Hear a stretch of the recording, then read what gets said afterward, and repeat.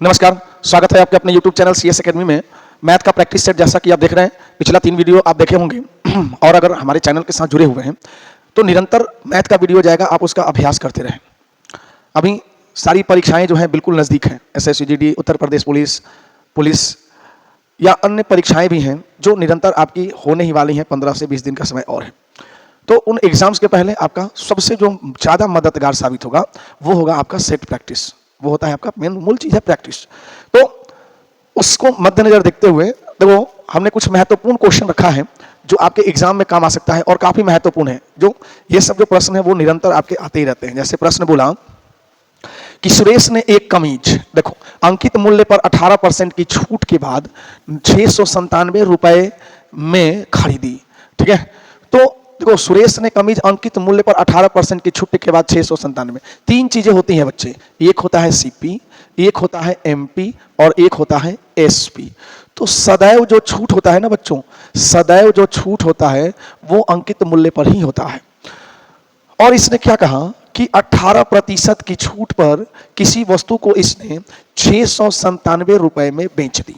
ठीक है, 697 में बेचा, 697 रुपए में 18% छूट के बाद 697 में खरीदी। अच्छा ठीक है, तो कह रहे कि शर्ट का अंकित मूल्य, तो यहाँ पे हमें सीपी से मतलब नहीं है, यहाँ पे मतलब हमें किससे है, अंकित मूल्य क्या होगा। तो बच्चे आप जानते हैं अंकित मूल्य बराबर क्या होता है।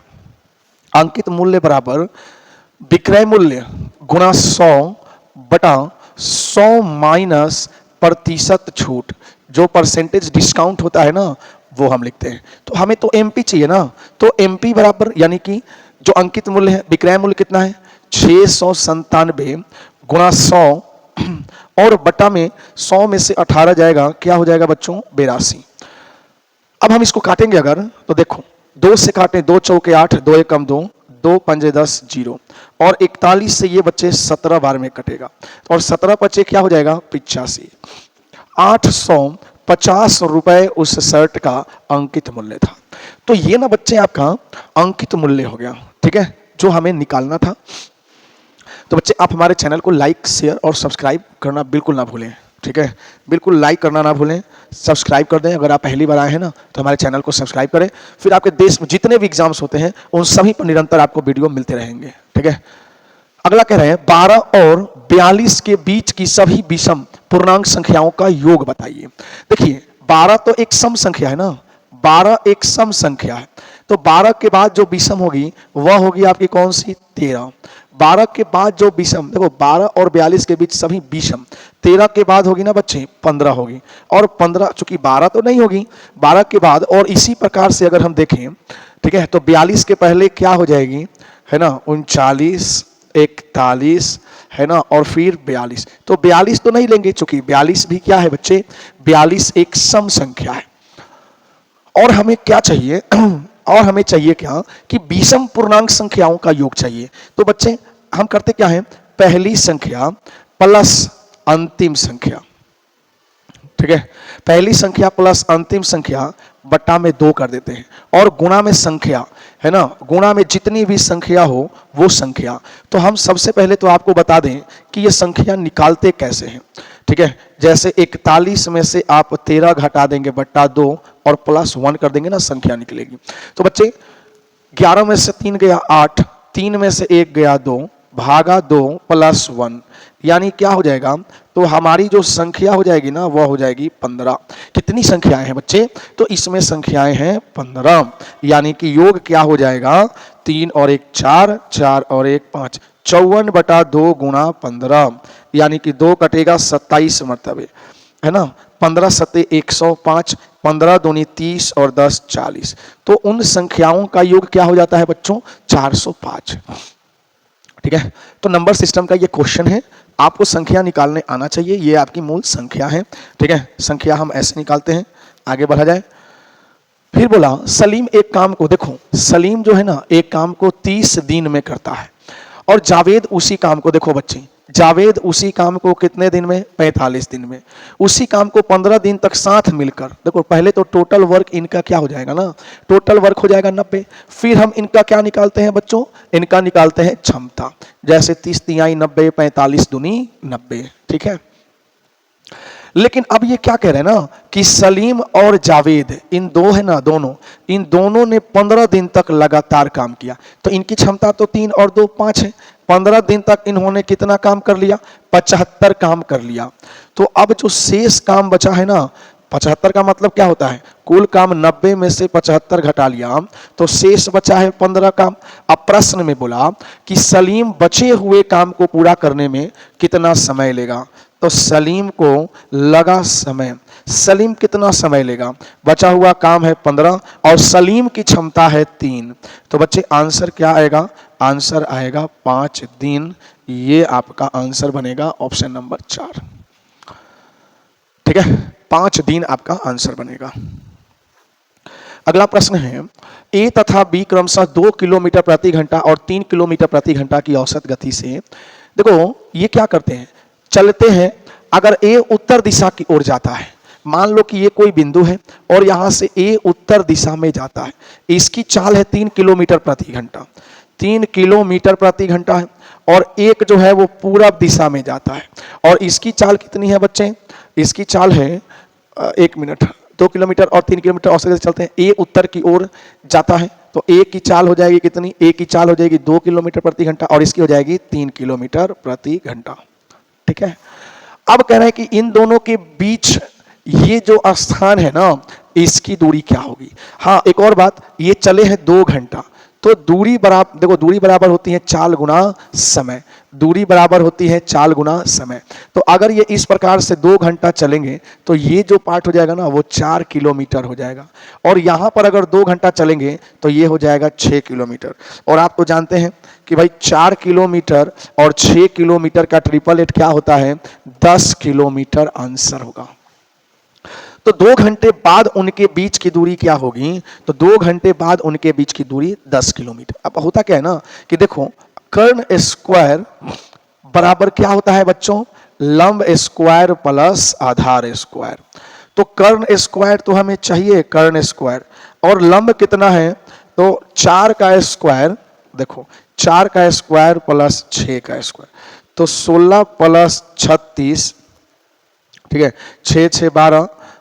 1 मिनट रुक जाइए, 1 मिनट रुक जाइए, 1 मिनट रुक जाइए। यहाँ पर हम बात करेंगे, 10 किलोमीटर नहीं आएगा बच्चों, रुक जाओ। ठीक है, 10 किलोमीटर नहीं आएगा, 6 का स्क्वायर, यानी कि ये क्या हो जाएगा? ये हो जाएगा कर्ण स्क्वायर बराबर, है ना, ये हो जाएगा 4 का स्क्वायर 16 और 36, दोनों तरफ रूट लगाएंगे, रूट से कटेगा, यानी कि कर्ण बराबर हो जाएगा रूट अंडर 6 6 12। ठीक है, और ये 3 और 1 4, 1 52। ठीक है, ये हो जाएगा आपका बच्चे। तो कर्ण क्या हो जाएगा ना, ये जो दूरी होगी ना, ये हो जाएगी रूट अंडर 52, मतलब 13 चौके 52 बच्चों। ये क्या हो जाएगा ना, 13 चौके हो जाएगा 52, देखो, और 4 का वर्गमूल हो जाएगा 2 और ये 13 रूट में रहेगा। तो ये हो जाएगा 2 रूट 13, है ना, किलोमीटर आपका आंसर बनेगा। तो आंसर 10 नहीं बनेगा, आंसर बनेगा 2 रूट 13 किलोमीटर आपका आंसर बनेगा। ठीक है, द्रविड़ ने, देखो 5 नंबर क्वेश्चन, 4 मैच हैं, तो आप इन चारों को जोड़ दीजिए। औसत निकालने का मतलब क्या होता है ना बच्चे, कि हमें इन सभी को जोड़ना होता है और भागा हमें किससे देना है? 4 से। तो हमारा आराम से औसत निकल जाएगा। औसत बराबर क्या होता है? समंकों का योग बटा उसकी संख्या। तो हम यहाँ पर आराम से औसत निकाल पाएंगे। 5 3 8 2 10, 10 और 4 14, 4 4 8 6 14, 14 और 7 हो जाएगा 21,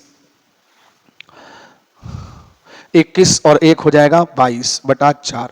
तो 4 पंजे 20 और 4 छिका 24। तो जो इसका निकल के आएगा ना औसत, वो आएगा 56। तो बहुत ही बेसिक सा क्वेश्चन यहाँ पर दिया हुआ था ना।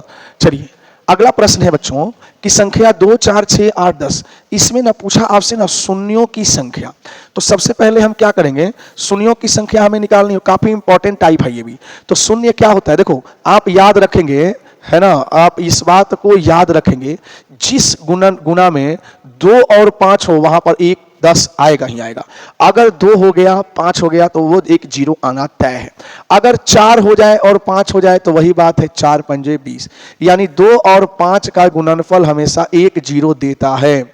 इस बात को याद रखेंगे। और यहाँ पे 0 कौन सा देता है? 10 20 अगर आप यहां पर देखें तो हो गया 10, 20, 30, 40, मैं लिख देता हूं लेकिन आप डायरेक्ट कर सकते हैं, 50, 60, 70, 80, 90, है ना, 90 के बाद कर देंगे 100 और 200 तक जाना है तो 110, 120, 130, 140, 150, 160, 170, 180, 190 और बच्चों 200।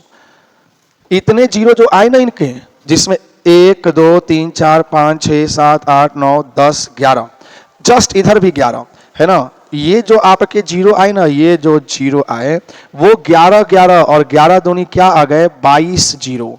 लेकिन समस्या क्या है ना बच्चों कि इसमें एक आया होगा, इसके बाद देखो 2, 4, 6, 8, 10, 12 है ना, ऐसे करके अगर हम देखें तो एक बीच में आया है 150, तो मैं इसको ना अलग कलर से मैं इसको कर रहा हूं, ठीक है। देखो एक आया 150, 15 आया ना 150, और एक आया आपका क्या, सीधा सीधा देख लो 20।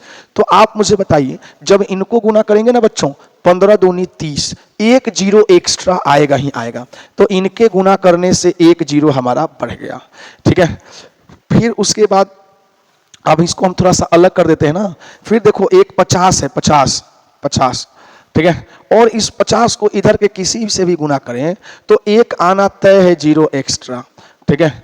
तो ये इधर भी आएगा एक, अगर हम देखें तो ऐसे करके ना एक ये भी आएगा। तो बोला ना कि गुणनफल की दाईं और अंत पर शून्यकों की संख्या क्या हो जाएगी, तो ऐसे ना 2 एक्स्ट्रा जोड़ेंगे तो कितनी शून्यक हो जाएंगे, 24 शून्यक हो जाएंगे।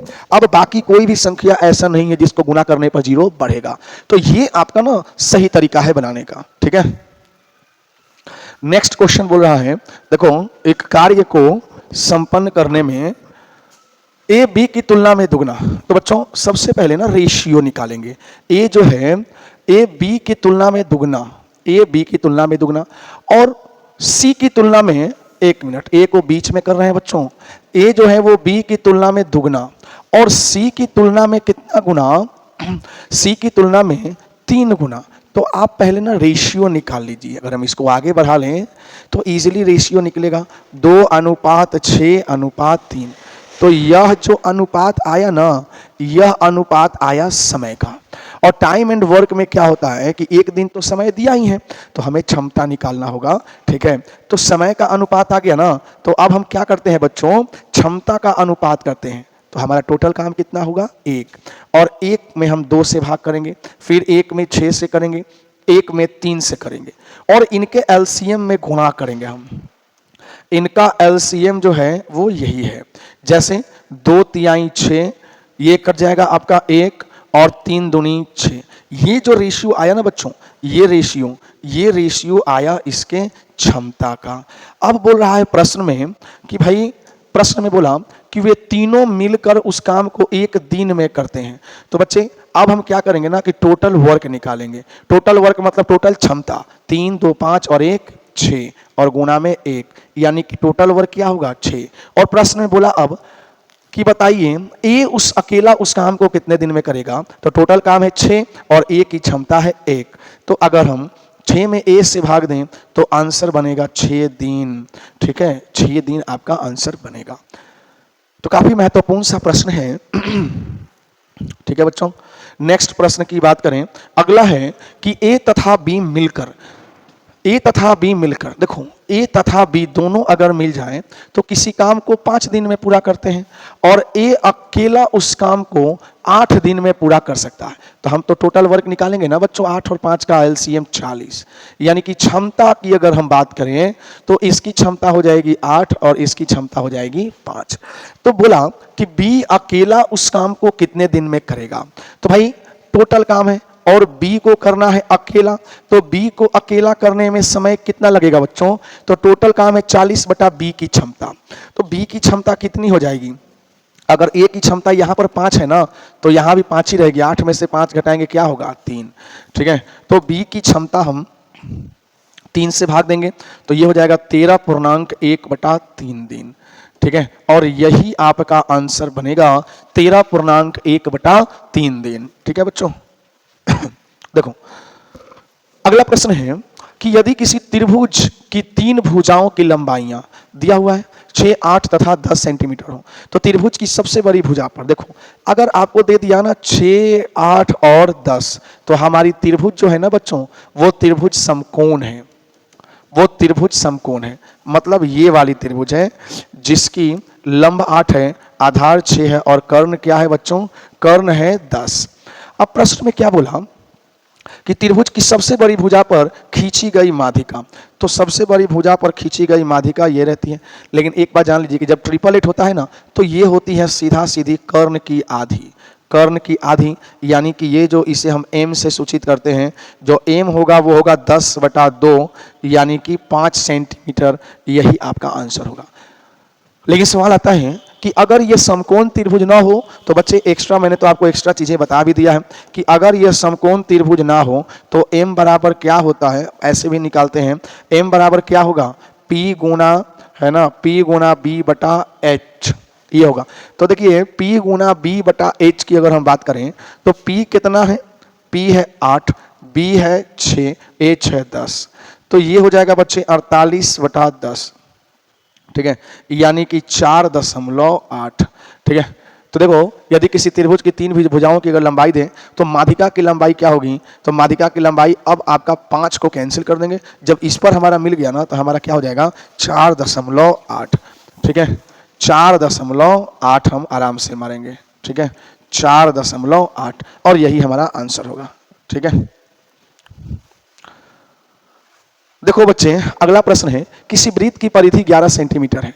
तो बच्चे एक बात मुझे बताओ कि अगर कोई वृत्त है, इसकी परिधि क्या होती है, इसकी परिधि होती है 2πr और वही 11 है। यानी कि 2 गुना क्या हो जाएगा बच्चों, 22/7 गुना r, 11 दूनी 22, यानी r बराबर हो जाएगा, त्रिज्या हो जाएगी 7/4। तो पूछा क्या इसमें कि भाई त्रिज्य खंड का क्षेत्रफल, यहाँ पे कोई त्रिज्य खंड है जिसके थीटा का मान है 60 डिग्री, तो उस त्रिज्य खंड का क्षेत्रफल आपको बताना है। तो त्रिज्य खंड का क्षेत्रफल क्या होता है, πr² थीटा बटा 360, यानी 22/7 गुना 7/4 गुना 7/4 गुना 60/360 होता है। तो हम इसको काट सकते हैं ना, 7 से 7 कटेगा, 6 मरतबे, 2 तिहाई 6, 2 11वां, यानी 11 सते 77/48।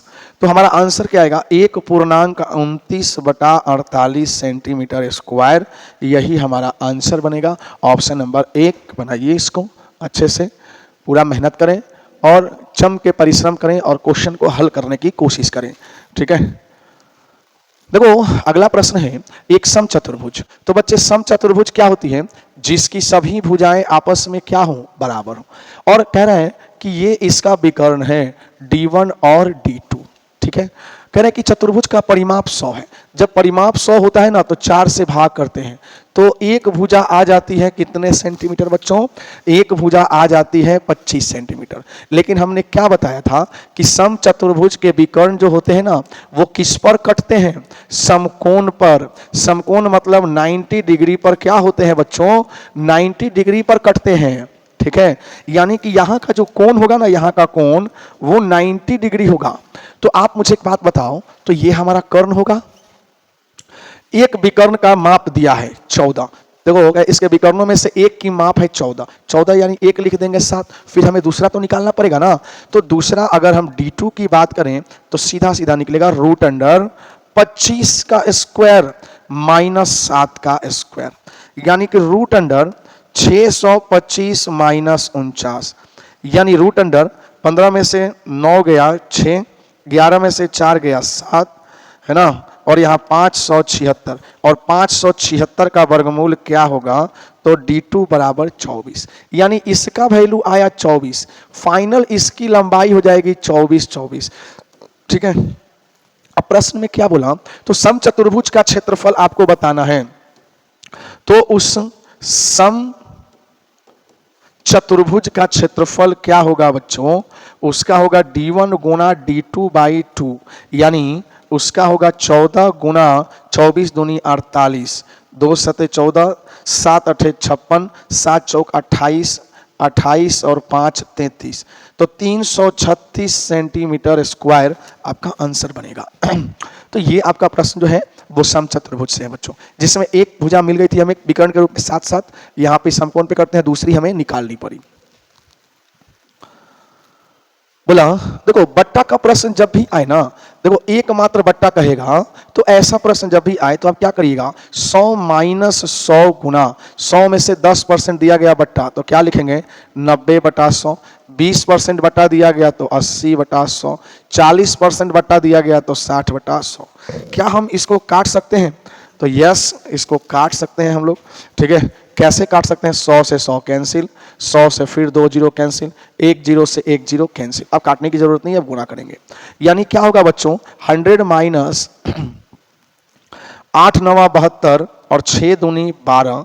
ठीक है, 6 दूनी 12, 7 छक 42 और 1 हो जाएगा आपका 43, दशमलव लगा देंगे। जब ये घटेगा ना तो ये हो जाएगा, मान लेते हैं इसको पूरा का पूरा हम 44, है ना, एक मिनट गुना कर लें, 8 9 72, 6 से 6 दूनी 12, 6 7 42 और 1 43। ठीक है, तो हम इसको घटाएंगे तो क्या आएगा, मान 10 में से 2 गया 8 दशमलव। ठीक है, यहाँ पे बचा 9, 9 में से 3 गया क्या हो जाएगा 6, यानी 56.8% बच्चों आपका आंसर बनेगा। ठीक है, 56.8%। अगला प्रश्न देख लीजिए क्या दिया है। ये कह रहा है कि एक व्यापारी अपने माल को उसके क्रय मूल्य से 25% अधिक अंकित करता है। देखो बच्चों, क्रय मूल्य से यानी कि सीपी हो गया, ये एमपी हो गया और ये एसपी। तो कह रहा है कि अपने क्रय मूल्य से 25% अधिक अंकित करता है। ठीक है, तथा खरीदार को नगद भुगतान पर 12.5% का बट्टा, तो बट्टा सदैव अंकित मूल्य पर होता है, 5.5% का वह डिस्काउंट दे रहा है ना। इस प्रकार उसके द्वारा प्राप्त किया गया लाभ क्या होगा? तो सबसे पहले हम क्या करें, एक व्यापारी अपने माल को उसके क्रय मूल्य से 25% अधिक अंकित करता है, तो ये हो जाएगा हमारा 100 क्रय मूल्य, 25% अधिक अंकित करेगा तो हो जाएगा 125। अब 125 पर वो 12.5% का छूट, मान लीजिए कि 12.5% उसने छोड़ ही दिया तो लिया 87%, तो 87.5 बट्टा में 100। यानी कि बच्चे अगर हम इसको लिखें तो दशमलव, तो उसके लिए जीरो हम नीचे लगाएंगे, 1000 हो गया। काटेंगे 25 बचे 125, 25 चौका 100, 5 8 40। अब नहीं काटेंगे तो मुझे एक बात बताओ कि इसको काट दिए 5 8 40। ठीक है, तो हमारा लाभ क्या होता है ना, देखो जब एसपी में से सीपी को घटाते हैं ना, एसपी माइनस सीपी, तो हमें लाभ होता है। ठीक है, मतलब 875/8 में से हम क्या घटाएंगे 100, तो ये कितना हो जाएगा 75/8, यही लाभ होगा। अब बात आती है ना बच्चों परसेंटेज लाभ की, तो कुल लाभ 75/8 गुना सीपी और फिर गुना 100, कट जाएगा बच्चे 8 9 72, 9.3/8% लाभ आएगा आंसर, 9.3/8% प्रॉफिट। कोई दुकानदार अपने अंकित मूल्य पर 4% का बट्टा देता है। देखिए 4% का बट्टा देता है। यदि किसी वस्तु का क्रय मूल्य 100 रुपया हो तथा उसे उस वस्तु पर 20% का लाभ प्राप्त करना हो तो उसका अंकित मूल्य क्या होगा? ठीक है, उसका अंकित मूल्य हम देखेंगे क्या होगा। तो सबसे पहले हम क्या करें कि हम लिखेंगे सीपी, फिर लिखेंगे एमपी और फिर लिखेंगे एसपी। तो एक बात जान लीजिए कि लाभ हमेशा, ये जो लाभ होता है ना बच्चों, लाभ ये सदैव सीपीए पर होगा। मान लीजिए कि हमारा सीपी अगर 100 है तो प्रॉफिट सीधा 20% है, तो समझिए कि 120 में माल हमारा बिकेगा ही बिकेगा, इसमें कोई शक नहीं है। लेकिन यहीं पर क्या बोला बच्चों कि भाई ये तो 4% डिस्काउंट भी दे रहा है ना, 4% डिस्काउंट दे रहा है, तो हमारा अंकित मूल्य तो निकालना पड़ेगा ना। तो अंकित मूल्य बराबर क्या होता है, विक्रय मूल्य गुना 100 और बटा में डिस्काउंट, 100 में से 4 गया 96। अगर हम इसको काटे ना तो हम इसको कैसे काट सकते हैं बच्चों? ठीक है, और काटना ही पड़ेगा तभी ना आंसर आएगा। 4 दूनी 8 और 4 चौका 16, 4 तिहाई 12, देखो 3 दहाई 30 और 3 अठे 24, 2 पचे 10, 2 चौके 8 और 4 25वां 100, यानी x का वैल्यू हो जाएगा बच्चों 125 रुपया, और यही 125 आपका क्या हो जाएगा एमपी, 125 रुपया अंकित मूल्य कहलाएगा। ठीक है, 125 रुपया अंकित मूल्य। तो एकदम इस प्रश्न को बना लीजिए। ठीक है, और आगे बढ़ा जाए। नेक्स्ट बोला ये तो बहुत ही, देखो आपको करना क्या है, ए अनुपात बी अनुपात सी कर देना है। ए अनुपात बी है 3:5 और बी अनुपात सी है 4:7। तो 3 चौका 12, 4 पचे 20 और 7 पचे 35। तो 20 12 20 35, तो 12 20 और 35 आपका आंसर बनेगा। ठीक है, ठीक है। आगे अगर हम देखें तो चीनी की मात्राओं का अगर हम बात करें तो 20 रुपए प्रति किलोग्राम वाली चीनी को 15 रुपए प्रति किलोग्राम वाली चीनी के साथ मिलाकर, देखो 20 रुपए प्रति किलोग्राम वाली चीनी को 15 रुपए प्रति किलोग्राम वाली चीनी के साथ अगर मिला दें तो इसका जो रेट आता है वो आता है 16 रुपया। तो कह रहे हैं कि किलोग्राम के भाव से बेचने पर हानि हो ना लाभ हो, बस इन दोनों का ना बच्चों सीधा अंतर कर देना इधर और इन दोनों का अंतर कर देना इधर, और यही तो आपका आंसर हो जाएगा 1:4। आंसर बन जाएगा 1:4 आपका आंसर। तो बहुत ही नॉर्मल सा पेपर है ये। 86,700 रुपए की धनराशि ए बी सी में बांटनी है। देखो ए को मिलने वाले प्रत्येक रुपए, देखो प्रत्येक रुपए के बदले बी को 90 पैसे। तो बच्चे देखो कितना बढ़िया क्वेश्चन है ये। ए को मिलने वाला 1 रुपया, ए को मिलने वाला प्रत्येक रुपया 1 रुपया माने 90 पैसा, 1 रुपया माने 1 रुपया माने 100 पैसा, और इसकी तुलना होगी कितना 90 से। और अगर हम सी की बात करें, फिर कह रहा है कि बी को मिलने वाले प्रत्येक रुपए, और 1 रुपया मतलब 100 पैसा, तो सी को कितने मिलते हैं 110 पैसे।